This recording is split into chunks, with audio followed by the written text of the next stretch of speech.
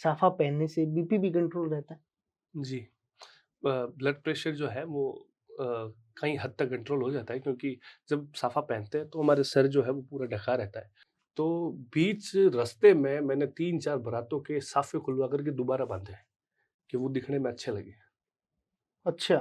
ताकि कोई साफे की इंसल्ट नहीं करे कि यार वो साफो सूट क्यों नहीं करे। गीत भी है, पगड़ लियारा पेच भंवर जी ढीला ढीला लागे। तो जो पगड़ी की कसाव जो होती है ना वो पूरी होनी चाहिए। अगर जिसकी कसाव पूरी नहीं होती है तो उसको थोड़ा हल्का माना जाता है। भले ही वो 12 से 15 हज़ार कमाए, पर सरकारी थप्पा होना चाहिए उसके ऊपर। पर मैं उस पे विश्वास कम करता हूँ। मैं तो यही चाहता हूँ कि भई आदमी अगर 5 हज़ार भी कमाए ना, खुद का कमाए वो, तब वो सर ऊपर करके अपने समाज के बीच में रहे तो ज़्यादा बेटर है। तैयारी कर लो, तैयारी कर लो, तैयारी। अच्छा, मोहल्ले में अगर 4 आदमी गवर्नमेंट के लग जाए तो फिर तो पूछ ही लो आप। 2 दिन तक तो अकेले बैठना पड़ता है। अरे! ये जाएँगे, देख उसका बेटा लग गया है, उसका बेटा लग गया। तो वो एक एनवायरनमेंट 2-4 दिन ऐसे ही लगता है नौकरी लगने के बाद में, कि सभी को बोलने लगता है कि भई। तो बीकानेर का जो राजा है, महाराजा गंगा सिंह जी की अगर बात करें, तो उसमें जो मोट होती है, वो राइट हैंड साइड रहती है। अच्छा। और सेम साफे को अगर मिरर में देखें, अगर गंगा सिंह जी के जो साफा पहना है उसको मिरर में अगर देखें, तो वही जो साफा है वो जोधपुर के राजा जो है वो पहनते हैं, क्योंकि यहाँ के जो राजा है वो साफा बांधना जानते नहीं थे, तो उनको एक आदमी आकर साफा पहनाता था। राजस्थान में साफा हमेशा से ही शौर्य और शान का प्रतीक रहा है।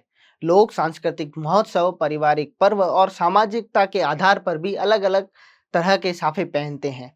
कुछ तो जादू है इस साफे में। जैसे ही साफा सिर पर शोभा पाता है, वैसे ही इंसान का सीना फूल जाता है, अपने आप को शूरवीर और शाही महसूस करता है।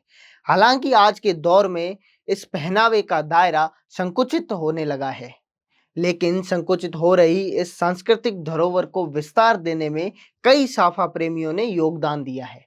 आज हमारे साथ चर्चा के लिए उपस्थित हैं ऐसे ही एक साफा प्रेमी, जिन्होंने 6 क्लास से ही साफा बांधना शुरू कर दिया था और यह क्रम अनवरत चल रहा है। इसके साथ ही उन्होंने सबसे बड़ी पगड़ी, सबसे छोटी पगड़ी और 1 घंटे में 205 साफे बांधने का विश्व रिकॉर्ड भी बना लिया है। आज हमारे साथ चर्चा के लिए उपस्थित हैं साफा प्रेमी पवन व्यास। नमस्कार, मैं Yogesh Rajasthani, talk with BMR में आपका स्वागत है।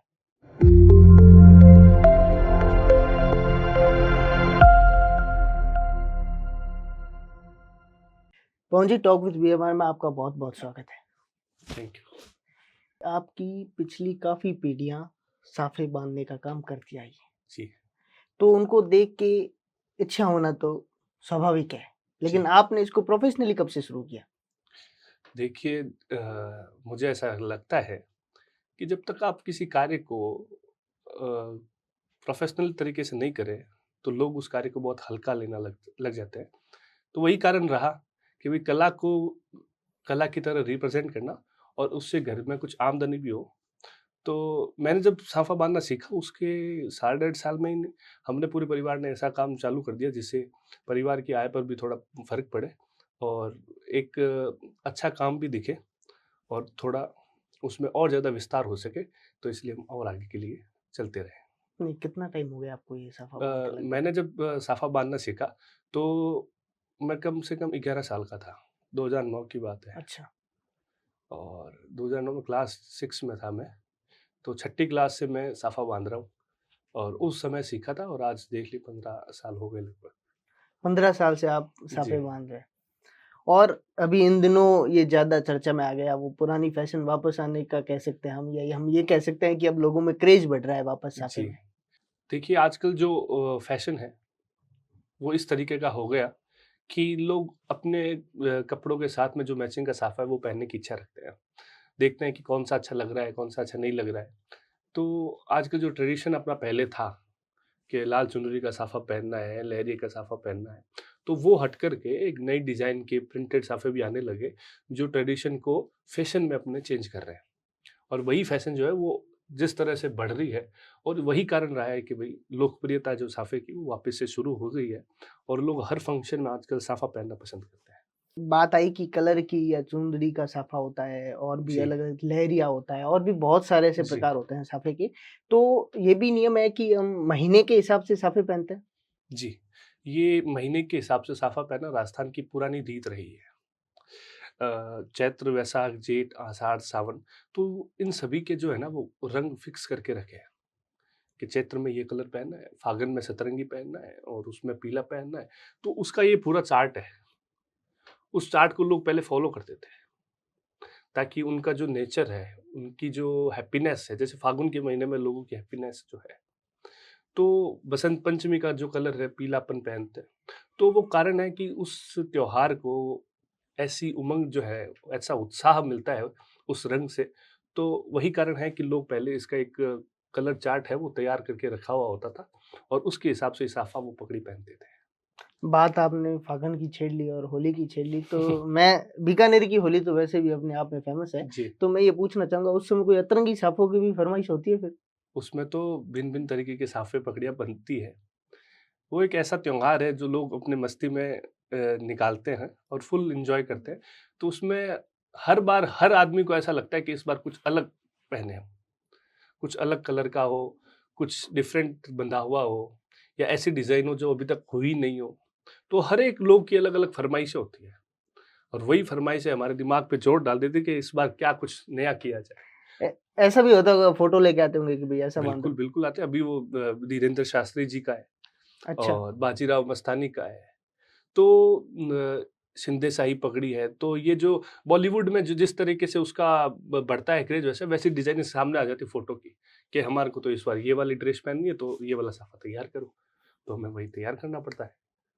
हमारे धर्म के आधार पर, हमारी जातियों के आधार पर भी साफ़े हुआ करते थे।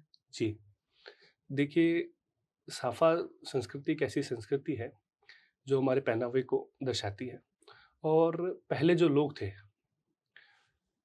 उनकी वो पगड़ी फिक्स थी कि भाई मैं हिंदू हूँ, आप मुसलमान हैं, आप सिख हैं, आप ईसाई हैं। हिंदू के अंदर मैं क्या हूँ? अच्छा, ब्राह्मण हूँ, क्षत्रिय हूँ या ब्राह्मण में कौन-सा ब्राह्मण हूँ या किस गाँव का हूँ?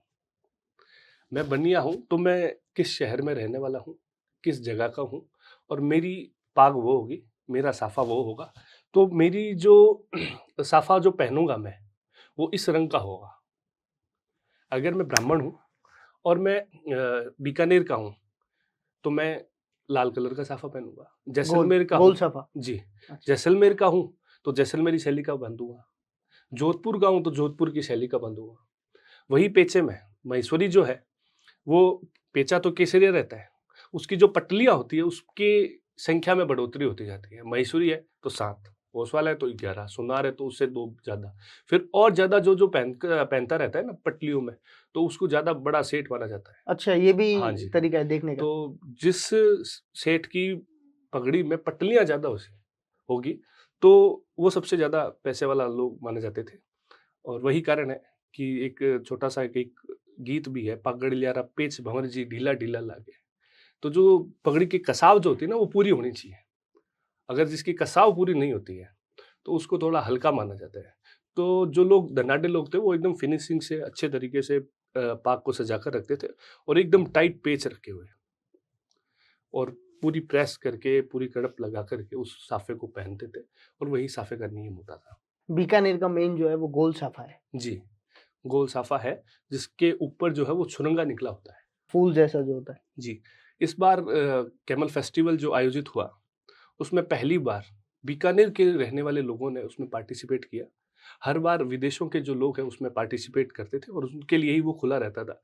तो हमने रिक्वेस्ट की, तो ये कार्यक्रम जब शुरू हुआ, तो उसमें पहला पॉइंट ही हमने ये रखा कि जो भी साफ़ा बाँधा जाए, वो बीकानेर की शैली का होना चाहिए। अच्छा, क्योंकि जैसलमेर में जो कॉम्पिटिशन होता है, वो जैसलमेर की शैली का होगा। जोधपुर में जो होता है, वो वहाँ की होगा। तो बीकानेर का जो साफ़ा है, वो धीरे-धीरे जो लुप्त हो रहा है, उसको वापस बचाने के लिए हमने ये कॉम्पिटिशन में ये एक पॉइंट डाला कि बीकानेर की शैली का होना चाहिए। तो उसमें 3 या 4 लोगों ने ही वो शैली का साफ़ा बाँधा। बाकी सभी लोगों ने जो गोल साफ़ा बाँधा, वो जोधपुर की शैली का था। अच्छा। तो वो ऑटोमैटिक डिस्क्वालीफाई। डिस्क्वालीफाई हो उसके गया। बाद में उन सभी को ये बताया गया कि बीकानेर की जो शैली का साफ़ा है, वो ये है। लोगों को क्योंकि पता ही नहीं जी, है बीकानेर की शैली क्योंकि के बारे में। इनसाइड सिटी का जो अपना एनवायरनमेंट है, उसमें ही लोग जो साफ़ा पहनते हैं, वही बीकानेर का गोल साफ़ा है, जो होली के टाइम में लगभग लोग पहनते हैं। लोग पहनते हैं। यानी कि अभी वो जो है, वो धीरे-धीरे जो खत्म हो रहा है, नई-नई डिज़ाइनें आ रही है, तो हमेशा अपनी संस्कृति को ज़िंदा रखना ज़रूरी है तो उसी उद्देश्य के साथ में हमने ये भी इवेंट करवाया था। कैमल फेस्टिवल में विदेशी लोग बहुत आते हैं जी, और वो हमारी संस्कृति के प्रति अट्रैक्ट भी बहुत होते हैं। बहुत। और ऐसा ही एक इवेंट हुआ G20। जी। हमने सुना कि आपके पास फ़ोन आया और आपने फ़ोन कट कर दिया था पहली बार में। देखिए, मैं उस समय एक रिसॉर्ट के अंदर साफ़े बाँध रहा था, कोई बारात के अंदर, तो फ़ोन आया, तो मैं तो अब साफ़े बाँध रहा था, भीड़ भी बहुत ज़्यादा थी, बारात की संख्या में भी बहुत ज़्यादा संख्या थी। तो मैंने कट किया फ़ोन, वापस फिर से फ़ोन आया, तो मैंने कहा 2 मिनट में करता हूँ। मेरे को नहीं पता कि कहाँ से फ़ोन आ रहा है, किसका फ़ोन है। नॉर्मली जो फ़ोन आते हैं वैसे फ़ोन आ रहे थे। तो उसके बाद में उनका फिर मेल भी आया और फ़ोन भी आया वापस। तो मैंने कहा कि भई क्या है? तो बोले कि उदयपुर में है, ये जगह पे ये साफ़े जो है वो आपको बाँधने हैं। मैंने कहा ठीक है। मैंने चेक किया कि उस दिन मेरा जो स्लॉट था वो खाली था, तो मैंने उनको येस कर दिया। तो उनकी जो फ़ॉर्मेलिटीज़ थी, और मुझे अब तब तक भी नहीं पता था कि मेरे को जी20 में जाना है। उन्होंने बताया ही नहीं इस बारे नहीं, में? उन्होंने तो बोला कि इवेंट है, उसमें आपको पार्टिसिपेट करना हुँ। है। तो मैंने कहा ठीक है। तो मैं फिर अपनी फ़ॉर्मेलिटीज़ पूरी करवा दी उनको। उसके बाद में उनका पेमेंट वेमेंट है, जो भी वो प्रक्रिया वो पूरी हुई।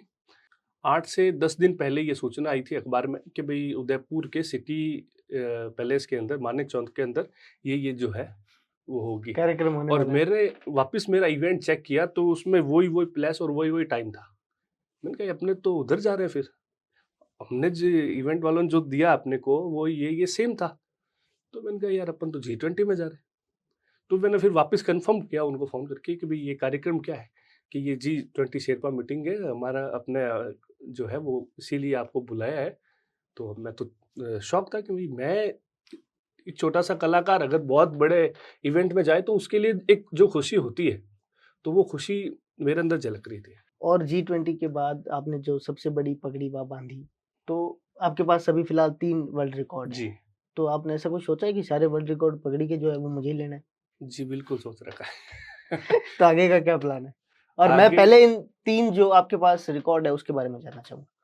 सबसे पहले तो जो 3 रिकॉर्ड है, पहला रिकॉर्ड जो है, वो दुनिया की सबसे छोटी पगड़ी का है, जो आपने देखा होगा कि हाथ की अंगुलियों पे अंगुली से। हमने पगड़ी बाँधी थी। दूसरे नंबर जो रिकॉर्ड है, वो दुनिया की सबसे बड़ी पगड़ी का है, जिसमें 1569 फीट लंबी, साढ़े 400 1500 मीटर, 478.5 मीटर लंबी पगड़ी, 20 किलो वज़नी, हमने हमारे साथी डेज़र्ट राहुल जी के सिर पर बाँधी थी। तो वो दूसरा विश्व रिकॉर्ड था। तीसरा विश्व रिकॉर्ड था बाफना स्कूल के अंदर, जिसमें हमने 205 स्टूडेंट्स को 1 घंटे में साफा पहनाया। तो 1 घंटे में 205 fastest turban time, longest turban and smallest turban, ये तीनों रिकॉर्ड जो है वो अभी तक हमने बनाए हैं। सबसे बड़ी पगड़ी जो बाँधी या सबसे छोटी बाँधी, इसमें फिर आस-पास के लोगों का भी सहयोग रहता होगा? क्योंकि अकेले तो संभव नहीं है 1 घंटे में 205 लोगों के साफे बाँधना। बिल्कुल, बिल्कुल, हमारी पूरी टीम थी उसमें, हमारे दोस्त भी थे उसमें, पूरों ने सहयोग किया, सभी लोगों ने सहयोग किया। 10 से 15 लोगों की टीम थी। तो वही कारण रहा है कि भई उसको मैनेज कैसे करें, उस कार्यक्रम को कैसे बनाएँ, उसमें सारों की हमारे उनकी राय-मशवरा होती है, उसके बाद में ही फाइनल होता है। आप छठी क्लास से साफे बाँधने में लग गए, तो पढ़ाई का प्रेशर रहा होगा घर से की तरफ से कि भई पहले पढ़ाई कर लो, ये तो करना ही है। देखो, मैं अपना काम पहले से ही पूरा करके रखता था कि भई अपने को मौका ही नहीं मिले कि सामने वाला बोले कि अब पढ़ ले, दो थोड़ी देर ऐसे भी कर ले, तो जो देखो मिशन मेरा रहता था 33 का, 33% आ रहे हैं, ठीक है, उसके ज़्यादा क्या ज़रूरत है? ऐसे तो है नहीं कि 99% आए तो हाथों-हाथ नौकरी मिल रही है, लो भई। तो अपना तो मिशन था 33% का, पर उससे हमेशा 4 गुना ज़्यादा ही आते थे मेरे। हाँ, ये अच्छी बात है ना, तब वो बच हाँ, गए आप, बच ऐसा गए। कह सकते हैं। पर ज़्यादा, तो भई ज़्यादा अगर प्रेशर लेता ना तो वो उससे भी कम आते।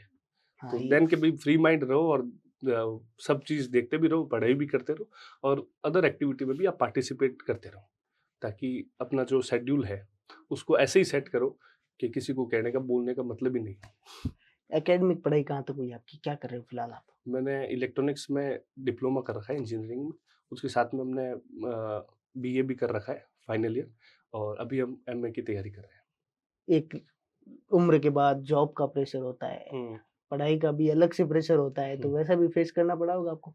देखो, सभी माताओं की इच्छा रहती है, अगर बच्चा है उनके, तो कि मेरा बच्चा बच्चा तो गवर्नमेंट की नौकरी लगना चाहिए।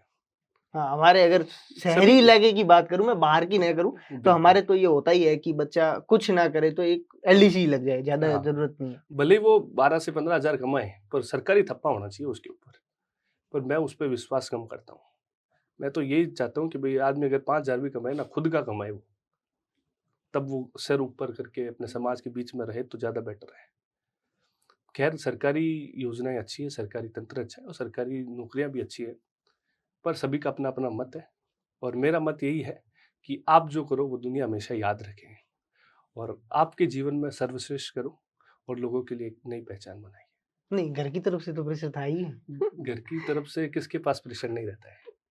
गवर्नमेंट ये नौकरी ये का ये तो जो ऐसा प्रेशर है कि घर में कोई भी आओ, तैयारी कर लो, तैयारी कर लो, तैयारी। अच्छा मोहल्ले में अगर 4 आदमी गवर्नमेंट के लग जाए तो फिर तो पूछ ही लो आप। 2 दिन तक तो अकेले बैठना पड़ता है। अरे! अरे! ये जाएँगे, देख उसका बेटा लग गया है, उसका बेटा लग गया। तो वो एक एनवायरनमेंट 2-4 दिन ऐसे ही लगता है नौकरी लगने के बाद में, कि सभी को बोलने लगता है कि भई रिजल्ट आने के 2 दिन बाद जब भी बिल्कुल, कोई बिल्कुल। गवर्नमेंट जॉब का रिजल्ट आता है, एकदम, एकदम ऐसा ही होता है। आप लंबे समय से साफे बाँध रहे हैं। तो बहुत सी ऐसी घटनाएँ हुई होगी जो आपको याद हो कि वहाँ कहीं आपने साफा बाँधा हो और उसके बाद की घटना कोई हो या उससे पहले की वहाँ से जुड़ी कोई घटना हो, कभी डर लगा हो या कभी ज़्यादा खुशी हुई हो कि ये बाँध के मज़ा आ गया? पहले क्या होता था कि भई मैं जब छठी क्लास में था अ, उसके बाद में 2 साल तक तो मैं जो साफे थे वो घर के अंदर ही बाँधता था, कभी बाहर बाँधने नहीं जाता था। तो जब बाहर बाँधने के लिए निकलते हैं, तो एक नया क्रेज़ रहता है कि भई आपके सामने आपकी आँख के सामने जितनी भी बारातें निकले, उन सभी बारातों के जो दूल्हे का साफा है वो आपके द्वारा बाँधा होना चाहिए। ये टारगेट था। ये टारगेट मन में था मेरे और 80% वो टारगेट पूरा भी हुआ कि भई मैंने ये सोचा कि नहीं, नहीं ये बारात है, यही की और वो चालाकी अपने पास थे कि भई जो भी था, जितनी भी बारातें थी, उन सभी के साफा मेरे द्वारा बाँधा हुआ होना चाहिए। ऐसा मेरा सपना था और वो हुआ भी सही।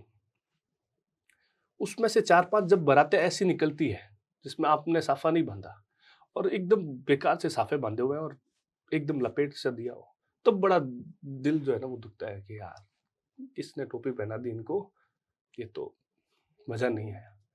तो बीच रास्ते में मैंने 3-4 बारातों के साफे खुलवा कर के दोबारा बाँधे, कि वो दिखने में अच्छे लगे, अच्छा, ताकि कोई साफे की इंसल्ट नहीं करे, कि यार वो साफो सूट क्यों नहीं करे।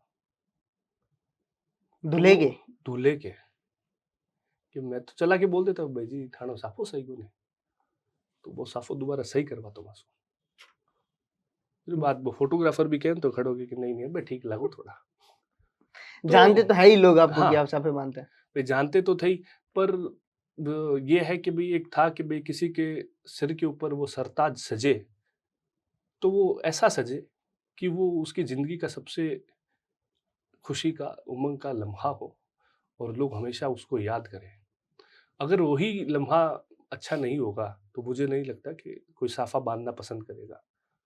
तो बस वही था कि साफे की क्रेज़ को और अधिक बढ़ाने के लिए मैंने ऐसा किया कि ताकि और भी लोग जो है उससे संस्कृति से जुड़े और उसको वो नहीं बोले कि ये बैकवर्ड है या साफा बांधना अपना काम नहीं है। ऐसा ऐसा भी फेस करना पड़ा कि वो कहीं साफा बांधे हो तो होता है। अगर आप कुछ अलग कर रहे हैं, फिर देखो काम कोई भी हो, छोटा हो चाहे बड़ा हो, काम काम होता है, अगर आप कुछ अलग करोगे तो एक बार तो आपको फेस करना ही पड़ेगा। फेस करना ही पड़ेगा। लोग क्या कहेंगे अगर वही आप सोचने लग गए, तो फिर लोग तो क्या लोगों कहें। के लिए भी कोई काम छोड़ना चाहिए। तो हमने सोच डाल रखा था कि वो हमारे बारे में सोचते रहे। नहीं, नहीं ज़रूरी है ना, लोग सोच रहे हैं तो हम क्यों टाइम खराब करें अपना। तो बस वही है कि आप मैं जिस मकसद के निकला कि भाई मेरे को साफा जो है वो हर एक लोगों तक इसकी पहचान बनानी है और वही कर एक छोटा सा मैं इवेंट बताता हूँ आपको कि बाफना स्कूल में हमने 205 साफे बांधे। वर्ल्ड उस रिकॉर्ड वाले जो। वर्ल्ड रिकॉर्ड वाले 205, उसमें छोटे छोटे बच्चे थे। 10 या 15 दिन में ही एक बुकिंग थी मेरी इधर ही अपने रानी बाजार में। तो वो बच्चा जो है जिसके मैंने साफा बांधा वो उसी घर का था जहाँ मैं जाने वाला था। अच्छा, तो वो अपनी माँ को ये बुला के कह रहे थे कि सर हमारे स्कूल में आए थे और हमारे को साफा पहनाया था, इन्होंने वर्ल्ड रिकॉर्ड बना के रखा है, इसके साथ में फोटो खिंचवाते हैं। और वो बच्चा जो है वही साफे के बारे में प्रचार कर रहा था कि कि आपको ये बंधवाना देखो, ये चाहिए। साफा होता है, ये ऐसा होता है, ये। तो जो अवेयरनेस थी वो मेरे लिए बहुत अच्छा पल था कि उन बच्चों को भी पता चला कि ये क्या होता है।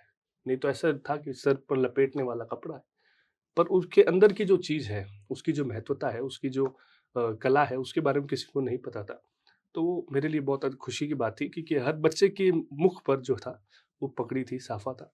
और वही कारण होता है कि जब बच्चे जो हैं, इससे जुड़ जाते हैं, तो हो सकता है कि उसकी उम्र जो है वो 100 साल और बढ़ गई हो। आपने बात की जितने भी बारात निकले वो सारे में साफा मेरा हो, जी। और बीकानेर जैसे शहर में एक दिन इतने बड़े-बड़े सावे होते हैं, हुँ। तो वो टाइम मैनेजमेंट कैसे होता है फिर? सबसे जो टास्किंग पॉइंट है हमारा, तो यही टास्क का है कि भई टाइम जो है आपका, वो बहुत मायने रखता है। भई मैं 25 मिनट में मान के चलो 50 साफे बाँध दिए, पर मेरे को जो 25 मिनट दूसरे हैं ना, वो मेरे को जसूसर गेट से रानी बाज़ार जाने में लगेंगे, तो वो मेरे 25 मिनट गए।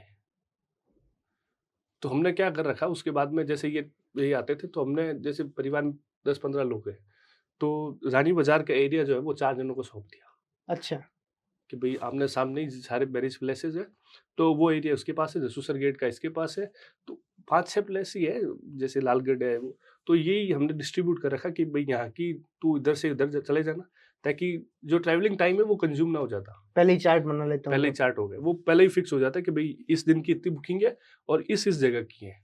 तो ये फलाना आदमी यहाँ जाएगा, ये यहाँ जाएगा और ये यहाँ जाएगा, यहाँ से यहाँ पर जाएगा। तो वो पूरा तय हो जाता है, ताकि क्या है कि ट्रैवलिंग में जो टाइम नहीं लगे। क्योंकि सबसे मायने, क्योंकि सभी का मुहूर्त एक टाइम होता है। अगर 6 बजे का टाइम है तो सभी के 6 बजे, सभी की 6 गोधूली बजे। बेला है तो सभी के वो। तो वही कारण है कि भई उस टाइम को मैनेज करना बहुत मुश्किल काम है। एक दूल्हे के साफा बाँधने में लगभग कितना टाइम लगता है आपको?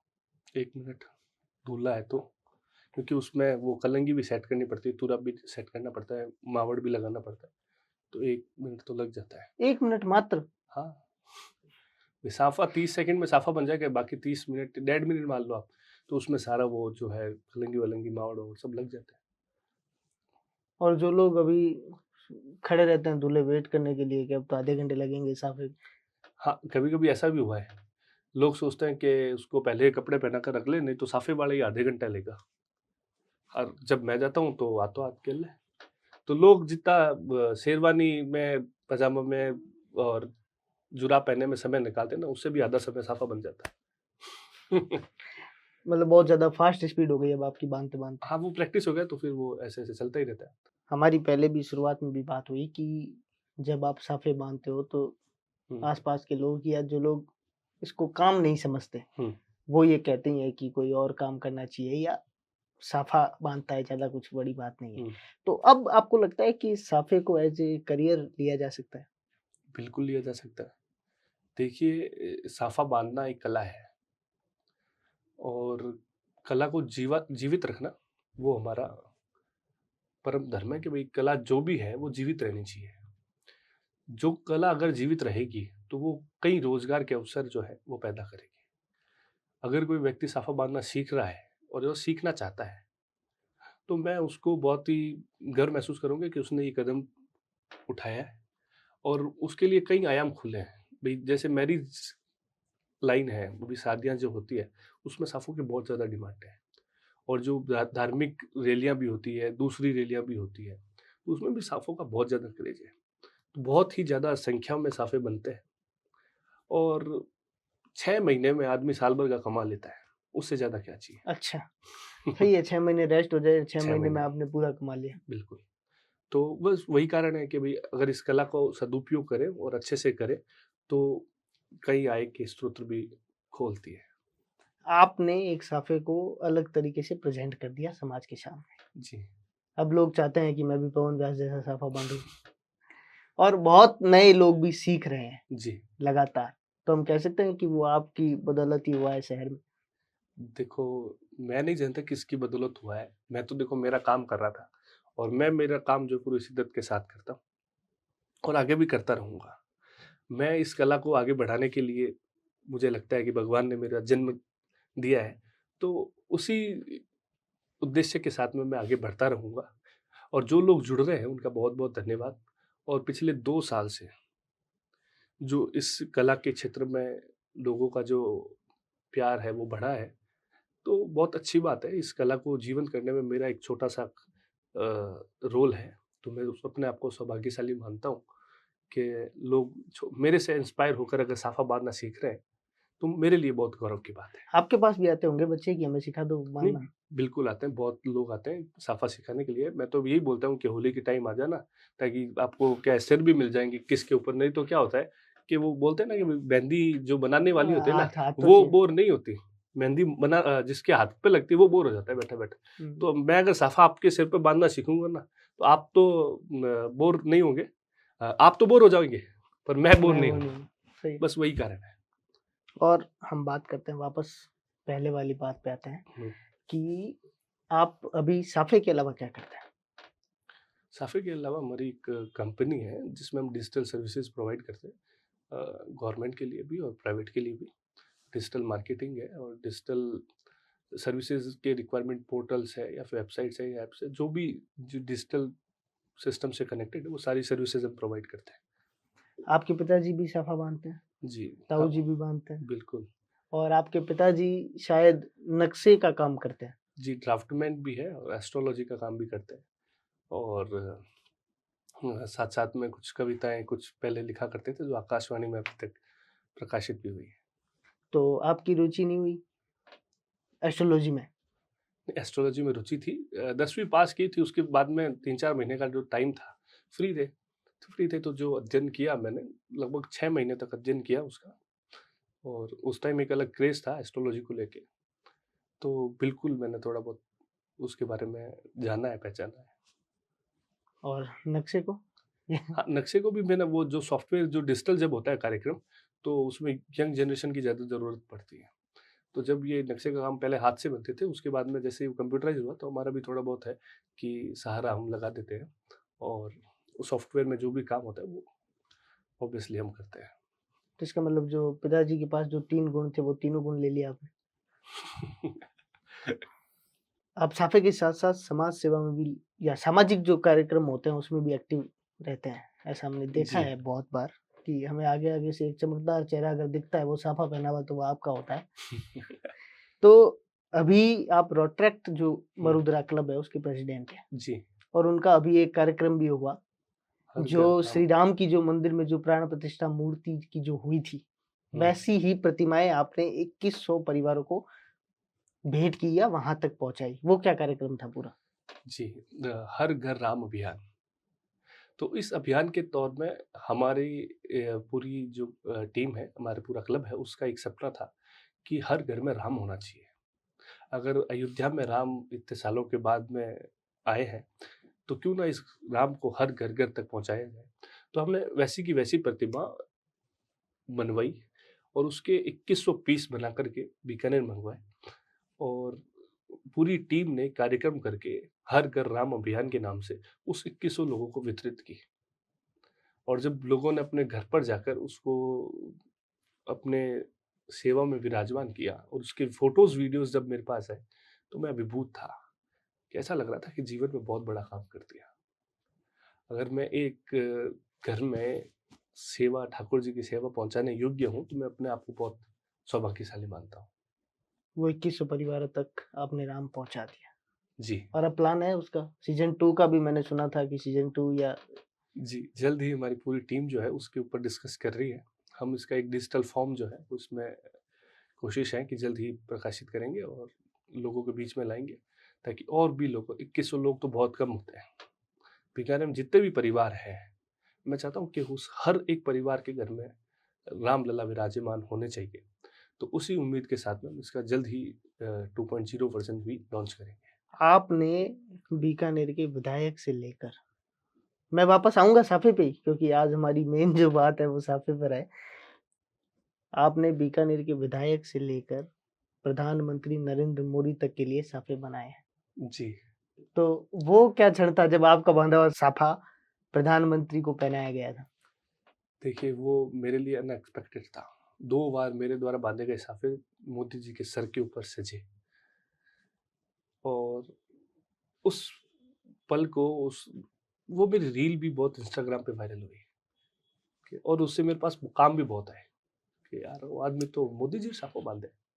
एक चर्चा थी कि यार, तो बस वही कारण होता है कि आप एक ऐसे व्यक्ति के लिए साफा तैयार करें यार, या आपका काम उस व्यक्ति तक पहुंच रहा है, तो अपने आप में गौरव की बात है कि भाई मैं अगर नरेंद्र मोदी जी के सर के ऊपर सरताज सजा रहा हूँ, तो मेरे जीवन में उससे बड़ी खुशी क्या होगी, जो देश के प्रधानमंत्री है। आपको वो साफा बांधने से पहले पता था कि ये मोदी जी को पहनाया जाएगा?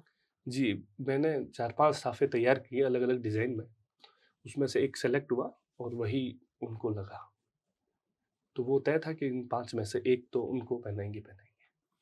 अब और भी कोई मंत्री आता है या कोई भी बड़ा व्यक्ति आता है हाँ, तो पहला फ़ोन आपके पास ही आता होगा? हाँ, बिल्कुल आता है कि भई इनके लिए साफा तैयार, क्योंकि ऑलमोस्ट मुझे ऐसा लग जाता है कि भई इस व्यक्ति का जो साइज़ है, वो इतना होना चाहिए।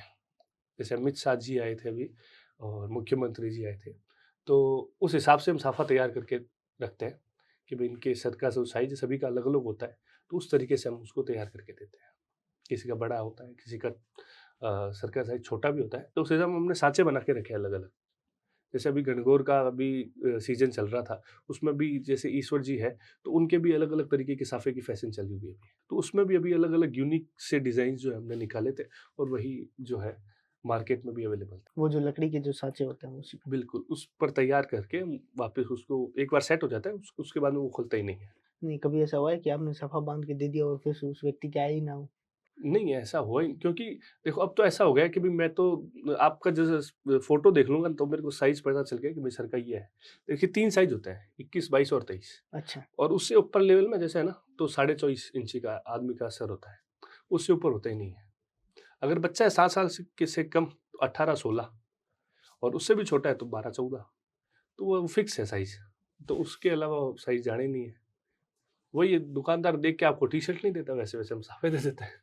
हुँ, अनुभव हो गया उस चीज़ जी, का, करत-करत अभ्यास। वही करत-करत भैया। एक बात मैं और यहाँ पूछना चाहूँगा कि बात चल रही थी साफे की, तो कुछ लोगों का कहना है या मैंने ऐसे हुँ, सुना है कि अगर आप साफा या जो खड़ग या पाग जो होती है हमारी हुँ, जो शादी-ब्याह में पहनते हैं, वो अगर बँधवा के अपने घर में रखते हो, हुँ। तो शादी-विवाह में अड़चन आती है।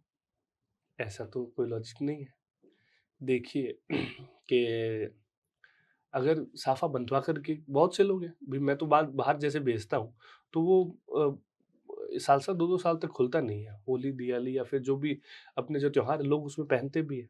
और बात खिड़किया पाग की रहे, तो वो एक विशेष तौर का साफ़ा हो गया, पेचा हो गया, जो लोग शादी के समय पहनते हैं। मैंने कभी ऐसा लॉजिक नहीं सुना कि अगर उसको बाँध कर अगर घर में रखें, तो उसके घर में आगे वाली जो आगामी दूल्हा है, तो उसकी कुछ भी नहीं, शादी-वादी में अड़चन आएँगी। तो मुझे ऐसा नहीं लगता, हो सकता है कुछ ज्योतिषी कारण होगा इसका। ज्योतिष के कारण हो सकता है, कुल मिला के हम ये मान हाँ, हो सकते हैं। सकता है कि भई अब कारण तो बहुत से हो सकते हैं। लेकिन अगर केवल बस साफे की बात की जाए हाँ, तो उससे कोई इफ़ेक्ट नहीं पड़ता। नहीं, पर ये ज़रूर है कि भई प्राचीन काल में जो लोग थे, वो कभी भी साफे को ऐसे कूड़ा-कचरा बना कर के नहीं रखते। एकदम व्यवस्थित रूप से कड़ करवा कर के प्रेस करके रखते थे, ताकि उनके परिवार में जो है वो गंदगी सी नहीं रहे। और हमेशा होता है ना कि कपड़े को भी प्रेस करके रखना चाहिए, ऐसे-वैसे नहीं रखना चाहिए। तो वही था कि तरीके से रखा जाए। अगर वो बंधी हुई है और खराब तरीके से बंधी हुई है और वो एकदम गंदी सी हो रखी है, तो उसको नहीं रखना चाहिए, उससे तो प्रभाव पड़ेगा ही पड़ेगा। नहीं, गंदगी से तो प्रभाव पड़ता ही है, कोई भी बिल्कुल। हो, हम ऐसा मान सकते हैं। जी। पहले तो जितने लोग थे, पुराने लोग, हम फ़ोटो भी देखते हैं पुराने लोगों का, तो उसपे साफा बंधा हुआ ही होता है। लेकिन आज के लोग साफा नहीं पहनते। हुँ। लेकिन पहले पहनते थे, तो उसमें कोई लंबाई-चौड़ाई का भी वो फिक्स होता था कि इतना लंबा होना चाहिए, इतना चौड़ा होना चाहिए? देखिए, जो स्टैंडर्ड साफा है, वो 1 मीटर चौड़ा और 9 मीटर लंबा होता है। पेचा जो है वो 21 मीटर लंबा और 9 इंची चौड़ा होता है। पेचे का एक रीज़न भी है कि जैसे यहाँ का जो बीकानेर का पेचा है, वो थोड़ा छोटा होगा, जैसलमेर का थोड़ा बड़ा होगा। इसका जो लॉजिक ये है कि यहाँ की भूतल की गहराई जो होती है ना पानी की, जैसे यहाँ की पानी की जो गहराई है, वो 20 या 25 मीटर है। जैसलमेर में वो 30 से 35 मीटर है। बाड़मेर में जाके फिर वो चेंज हो जाए। तो यही कारण है कि हमारे पेचों की जो लंबाई है वो अलग-अलग रहती थी। क्योंकि पहले क्या होता है कि लोगों के घरों में पानी नहीं आता था, लोग कुएँ से पानी भरते थे। तो जब वो अपना जो पेचा था उसको उतारते, उतारने के बाद में एक चमड़े की बाल्टी हुआ बाल करती थी। उस बाल्टी को कुएँ में डालते, तो जितना पानी की जो गहराई है उतना ही पेचा रखते थे। अच्छा। और उसके बाद पानी निकालते और वापस अपने सिर के ऊपर वो पेचा लपेट लेते थे। तो अगर पानी की गहराई बढ़े तो उसको पेचा लंबा करना पड़ता था। जैसलमेर में पानी की गहराई ज़्यादा है तो वो फिर उसकी जो पेचे की जो लंबाई है वो ज़्यादा रखनी पड़ती थी। और वही कारण है कि भई उसकी जो लंबाई है पेचे की, उस भौगोलिक स्थिति, भूतल से वो पानी की जो गहराई थी उस पर निर्भर करता था। उसके बाद में लोग क्या करते थे कि साफ़ा क्यों पहने? आपके मन में भी सवाल होगा कि साफ़ा पहनना ज़रूरी है क्या? हुँ। पहले लोग क्यों पहनते थे? तो साफ़े पहनने से यहाँ का जो कपड़ा है साफ़े का, वो सूती है, मलमल कपड़ा। तो वो यहाँ का जो एनवायरनमेंट है, थोड़ा गर्म रहता है। हुँ। तो शरीर में पसीना बहुत ज़्यादा आता है कि भई गर्मी के कारण। तो अपने सर के ऊपर जो पसीना आता है उसको वो सोखती है। लू से अपने को बचाती है। अगर आपके पसीना आ रहा है और गर्म हवाएँ चल रही है तो लू लगने का चांस है। तो उस लू से भी अपने को बचाएगी। उसके साथ-साथ में लोग पहले खेती का काम करते थे, किसान थे सारे। तो जब भी वो खेत में जाते थे, खेत में तो जानवर थे, साँप थे, सब थे। जब भी आपके पैर के ऊपर साँप खा जाए, तो आप क्या करोगे? तो लोग अपनी जो पगड़ी है, उसको खोल करके उस पैर पर बाँध देते हैं ताकि ज़हर जो है वो ऊपर ना साँप आए। का, वो ऊपर ना चढ़े। तब तक कोई वैद्य के पास पहुँच कर के इलाज करवा लेते थे, ताकि वो ज़हर जो है वो नीचे ही रहे। उसके बाद का जो अगर साइंटिफिक रीज़न अपन माने, तो जो साफ़ा है, अगर किसी के पेट में जो दर्द है, तो जो पेड़ होता है उसके एक कोने पे साफा बांधा जाता है, दूसरे कोने पे दूसरा छोरा। अच्छा। उसके बीच में एक लपेट डाल कर के आदमी को खड़ा कर रखा जाता है और इधर से उधर घुमाया जाता है। तो जो आंतड़ियों का जो उदर रोग है ना वो खत्म हो जाता है उससे। अच्छा, साफ़े का ये भी यूज़ किया जाता जी, था? पहले लोग यही करते थे कि भई अगर किसी के ज़्यादा पाचन क्रिया में गड़बड़ है, पेट दर्द हो रहा है, तो उसमें पूरे जो मसल्स हैं यहाँ के पेट के, तो वो पूरे दोबारा से तैयार हो जाते, मरोड़ा-वरोड़ा सब निकल जाते थे। तो उससे उधर रोग खत्म होने के भी चांस होते थे। और ऐसे कई रीज़न हैं जो साफ़े को पहनने के लिए मजबूर करती है। प्राचीन काल से साफ़े चले आ रहे हैं जी। और ऐसा माना जाता है कि साफ़े का जो दौर जो शुरू हुआ, हुँ। एक्सट्रीम लेवल पे, वो हुआ राजाओं के काल से। जी। तो उसमें भी कोई नियम होता था कि यहाँ का राजा ये साफ़ा पहनेगा, वहाँ का राजा ये साफ़ा पहनेगा, उसके कलर के आधार पर? जी। देखो राजाओं का साफ़ा जो होता था वो आम साफ़ों से भिन्न होता था। उसमें कुछ ऐसी विशेषता होती थी जिसके द्वारा राजा की पहचान जो है वो सभी राजाओं के बीच में रखी जाती थी। अलग-अलग है जी, सबसे। सभी राजाओं के साफ़े अलग हैं। बीकानेर का राजा है तो साफ़ा अलग है, जोधपुर का है तो अलग है, जैसलमेर का है तो उसका अलग है। तो बीकानेर का जो राजा है, महाराजा गंगा सिंह जी की अगर बात करें, तो उसमें जो मोट होती है, वो राइट हैंड साइड रहती है अच्छा। और सेम साफ़े को अगर मिरर में देखें, अगर गंगा सिंह जी के जो साफ़ा पहना है, उसको मिरर में अगर देखें, तो वही जो साफ़ा है, वो जोधपुर के राजा जो हैं, वो पहनते हैं। क्योंकि यहाँ के जो राजा हैं, वो साफ़ा बाँधना जानते नहीं थे, तो उनको एक आदमी आकर साफ़ा पहनाता था अच्छा। और वहाँ के जो राजा थे, वो अपने सर के ऊपर खुद ही साफ़ा बाँधते थे। तो वो जब बाँधते थे, तो वो उल्टा और इधर वाला अपने वाला बाँधता था, वो सीधा बनता था। अगर वो अपने वाले को उल्टा बोले या फिर हम उनके वाले को, बात एक ही है। तो बस यही था, हमारे राइट हैंड साइड में रहती है, उनके लेफ्ट हैंड साइड में मूठ रहती है, जिसको हम गोल-गोल करके बाँधते हैं। गोल करके। और वही है कि उसमें जो कलंगी लगती है, उसमें जो तुरा लगता है, वो भी अलग-अलग रहता है। क्योंकि सभी राजाओं के बीच में उस राजा की जो पहचान थी, तो वो बस एक साफे के कारण रहती थी। जब भी इनकी सभाएँ या जो भी मिलन होता था, तो ऐसा भी है कि बीकानेर में दरबारी साफा जो है, वो दरबार पे जो काम करने वाले व्यक्ति हैं, वही पहनते थे। लाल और कसुम्बन रंग का जो साफा था, वही साफा। हम कह सकते हैं कि साफ़े को ड्रेस कोड की तरह भी यूज़ करते थे। ड्रेस कोड, स्टाफ का ड्रेस कोड हो गया, तो भई ये दरबार का आदमी है। जैसे आज पुलिस विभाग में जो ब्राउन कलर की जो टोपी है वो पहनते हैं, उस तरीके से दरबार में वो साफे जो हैं, वो पहने जाते थे। कि ये साफ़ा पहना हुआ है तब वो जी, इस दरबार का आदमी है। जी। उसमें भी कैटेगरी थी कि भई मुनीम ये पहनेगा, दरबार में अच्छा, जो इतना? दरबारी है वो अलग पहनेंगे, स्टाफ जो है वो राजकीय कार्यों का वो अलग पहनेंगे, जो पर्सनल काम के वो अलग पहनेंगे। तो वो सभी का एक ड्रेस कोड था, ड्रेस कोड के साथ में वो साफा था, ताकि वो उसकी जो है वो पहचान बनी रहे। बाहर भी कोई व्यक्ति देखे तो उसको पता चल जाए जी, कि ये इस राजघराने से या इस राजा के यहाँ से आया है। जी, बिल्कुल।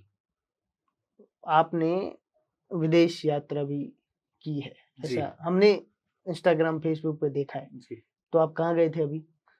पिछले दिसंबर में मैं मलेशिया गया था। वहीं एक डेस्टिनेशन वेडिंग थी, उसी में मेरा एक ऑर्डर था। तो उसमें मैं गया, जहाँ 3 दिन के लिए मैं मलेशिया के अंदर रुका और 2 दिन वहाँ पे साफ़े बाँधने थे। और मेरा वो पहला विदेश टूर था, जिसमें मैं केवल साफ़े बाँधने के लिए वहाँ पे गया था।